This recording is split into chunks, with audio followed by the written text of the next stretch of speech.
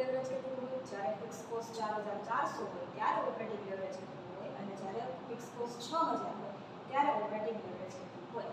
એના માટે સૌથી પહેલાં આપણે સેલ્સ 2000 યુનિટ્સ આપ્યું છે, પર યુનિટ 10 રૂપિયા થાય, એટલે સેલ્સ દરેક સિચ્યુએશનમાં 20000 જ આવશે.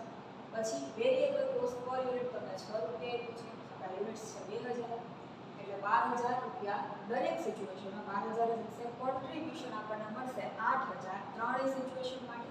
હવે અહીંયા ફિક્સ કોસ્ટ આપણો ત્રણેય માટે અલગ અલગ રહેશે. અહીંયા છે ફિક્સ કોસ્ટ 2000, અહીંયા છે 4400 અને અહીંયા છે 6000 રૂપિયા. એટલે આપણને મળી જશે EBIT earning before interest and tax 6000, 3600 અને 2000.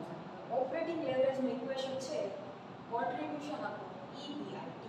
પહેલી સિચ્યુએશનમાં કોન્ટ્રીબ્યુશન છે 8000 અપોન EBIT આપણને મળ્યું 6000, એટલે ઓપરેટિંગ લેવરેજ મળશે 1.33 ટાઈમ્સ. એવી જ રીતે બીજી સિચ્યુએશનમાં કોન્ટ્રીબ્યુશન સેમ જ રહેશે અપોન EBIT 3600, આપણને મળશે operating leverage 2.22 times. Third સિચ્યુએશનમાં EBIT છે આપણું 2000, કોન્ટ્રીબ્યુશન સેમ જ રહેશે 8000, એટલે આપણને ઓપરેટિંગ લેવરેજ મળે છે